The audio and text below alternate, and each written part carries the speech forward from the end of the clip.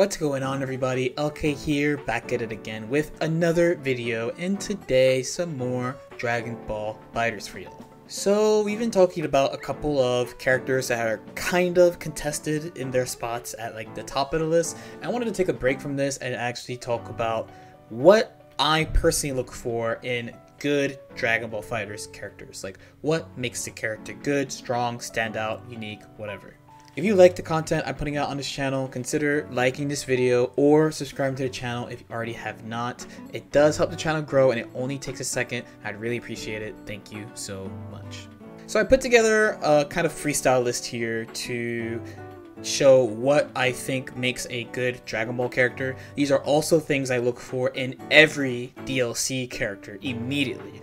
If you've watched a lot of my previous DLC videos on characters like Roshi and UI Goku, Kefla, etc. Since the game has come out, I basically look for these things to determine whether or not they are good or not.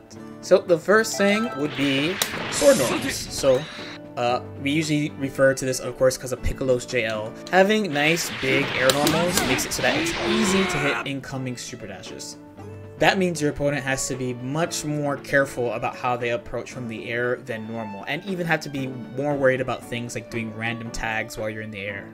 Next, of course, their ability to two-touch you / how much damage they do on average. A lot of characters these days are pretty good at two-touching, so you might not think this is a factor, but when the game came out, and sometimes, there are characters that just don't do that much damage right out the gate. So a character like Gotenks originally, and this is why his buffs were so meaningful, he's not that great at two-touching. Usually he would three-touch you. So like an old optimal-ish combo for him is something like this.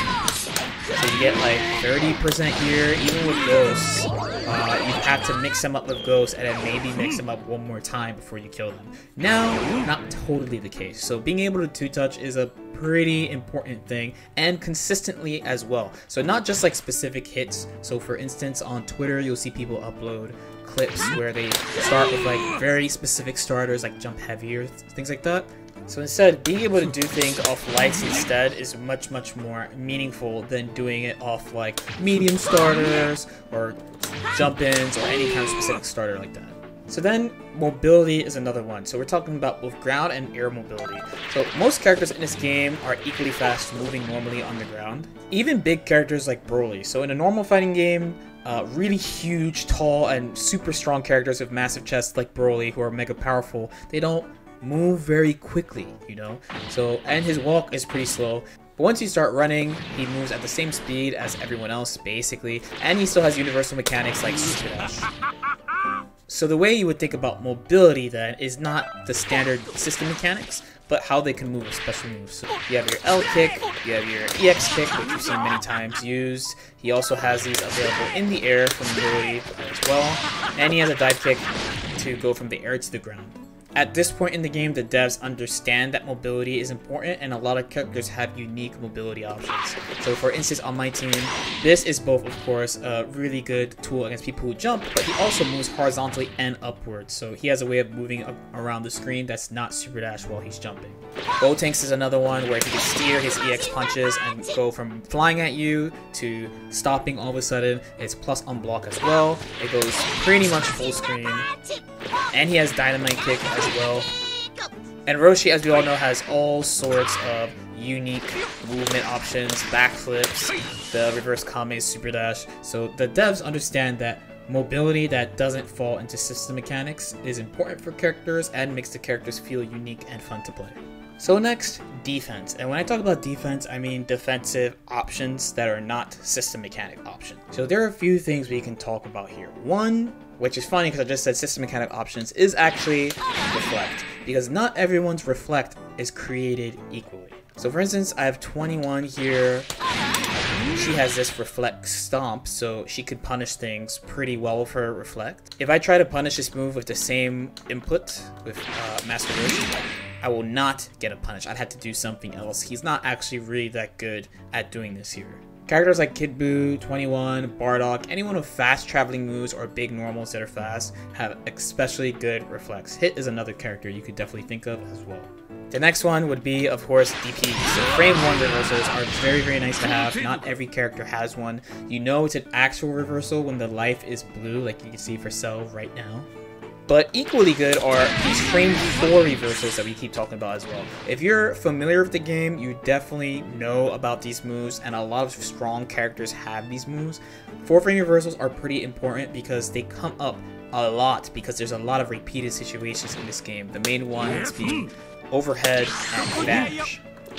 Usually, 4 frame reversals require special responses in these situations, so if you don't have these things prepared, then you have to hard bait them, and then it gives the defender more room to pick more options like mash, easier to jump, etc. Yes. Next, moves that put them airborne. So having a move that puts you airborne is pretty nice because it gives you a really safe way to reset pressure and go back to neutral if you want. So Princess 21 has this 2S. She goes immediately to the air. It doesn't really have landing recovery. Other characters that have moves like this are like Kid Buu, Base Vegeta, SJ Vegeta. It's really nice to have a move that puts you in the air. The other thing that's nice too, of course, is that the right assist, you get very easy 50-50s. Which quickly leads us to our next one, low 2L. So while this doesn't necessarily matter, high-low mix-up is the easiest mix-up to figure out for a character, and you need a fast low to do it. Most people agree you can kind of go to around 10 frames for your low and be fine still, have it be like an unreactable 50-50 that you can set up, but having a low 2L makes it very, very, very easy to set up with commonly used characters and commonly used assists. Now, if for some reason you do not have a 2L low, you would want something special to make up for it. One of these things being a command grab. Now, the speeds of command grabs vary a lot in this game, right? So, of course, we have Broly, who has a 17 frame super fast one, but he also has 24 frame ones. Generally, 24 frames is still pretty okay because you can tech throw them really easily. And they usually have tricky animations that look like other moves as well. The best thing about having a command grab is that you don't necessarily need an assist to set it up. You could just do it whenever. If you can condition your opponent really well, basically every button you do is a 50-50, but it's on both sides. So you have your poke throw mix up, but they could defend with mashing, jumping, and any other sorts of defensive techniques they might have. Now, another thing I look for are moves with special properties. Moves with special properties are nice because you get to apply them in certain situations, and you can box people into situations that are really hard for defenders to deal with. So a common one would be with Roshi. He has a move that vacuums you out of the corner, so you can immediately cross up in the corner like that. He has mix-ups with assists that rely on this quite a bit. So this is just one example, but he has a bunch of moves with special properties. This low crushes, so you can use it against Dragon Rush and to tech Dragon Rush. He has a 4-frame reversal that you can hold the armor for longer than normal. He has a normal reversal, same one, where you can do the same thing. So just overall, the more special properties you have on your moves, the more you could kind of figure out what specific situations to use them in, and then apply it in a really, really meaningful way. And while we're on Roshi, multi-hitting moves as well. Multi-hitting moves are really nice for a couple of things. One, if you can cancel any hit, you can kind of mess with your opponent using the hit stop of the move. You see this really commonly with Roshi's command grab, so he has a kind of slow one, but the animation's tricky. He's moving his hands a lot, so people compare it with his LL, so you can kind of cancel in the middle of his auto combo into the command grab and kind of mess with your opponent there. Now, the other nice thing about having a multi-hitting move is you cannot guard cancel these ever. So right now I have these set to random, and compared to other types of moves, it is extremely easy to hit guard cancels because, like I said before, you can cancel any hit of the multi-hitting move into whatever. So if they try to guard cancel, it is over for them. In the case of a character like Roshi, if they try to guard cancel him ever, this is a easy TOD.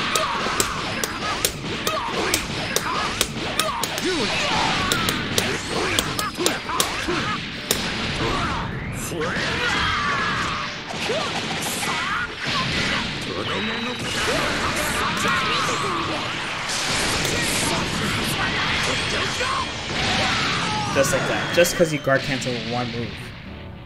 Another thing would be frame data. So frame data is kind of a more nuanced one. This actually warrants its own video.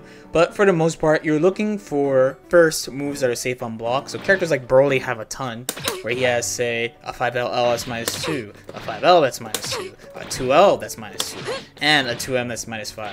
He has special cancel options that are safe on block as well, like his 236S. Now, the general rule for characters as far as mediums is that you have one that's safe on block and another that's unsafe.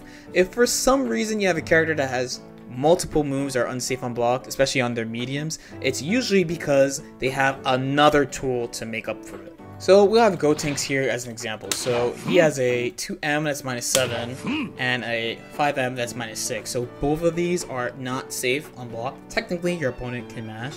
And yeah, you can delay your strings and hit people, so you can do something like that. But it also means that you have to generally cancel your mediums because they're not safe. But he has a bunch of tools to make up for it. First, his Dynamite Kick and the Miracle Super Punch are both safe on block. The Miracle Punch is -2, and he has multiple plus on block options as well. Right? So he has this, the Donut, that's +5. He has the EX Punches that are +1. He has the Hell 5H that's +1 as well. So he has a bunch of tools to make up for the fact that he doesn't have safe on block mediums. So Ki Blast Speed is another one, and of course that matters because it's how fast can you control space from full screen generally. So characters like Broly and Team Gohan have like top tier ones, so they're 23 frames full screen. Other characters have much slower ones, so Gotenks here has a 29 frame one. Along with Ki Blast Speed is also how many can you fire. So being able to fire multiple is always better because if you're in a Ki Blast war and you're both firing Ki Blast, whoever can fire more can win basically. Another thing you want to look at is assists. So this matters of course because this is the extra tools your character will have when they're on screen. I've said this quite a bit, but in Dragon Ball a bunch of the characters are designed missing tools on purpose. So they make the characters extremely good at a couple things and then extremely bad at other things. And you're supposed to use your assists to make up for these. So your character's assists and how good they are and how much they help your characters matter a lot. So for instance here we have the legendary SSJ Vegeta A. This assist makes careers. It's always been a ridiculously good assist. And while he has other assists like his B assist being a lariat and his new DP anti-air assist and his C assist, most people are playing him with that A assist in mind because how much it helps your team out. This brings me to my last point, which is flexibility. So how easy is it for you to put a character on your team? This is really important to determine how good a character is overall because it's not a 1v1 game, it is a team game. You've heard me talk about characters being kind of greedy, and when I say they're greedy, it's that it's hard to put them on a team. If you put these characters on your team, say Gotenks for instance on your team, you have to do stuff to enable the character specifically. So even though they have really strong tools, they need extra help to make sure you could run their game plan. Now on the other hand, Team Gohan is not like this. Team Gohan is very flexible. He can be played with basically all characters. His plan is pretty easy. He's really easy to use with many assists. And his assist helps out everyone as well.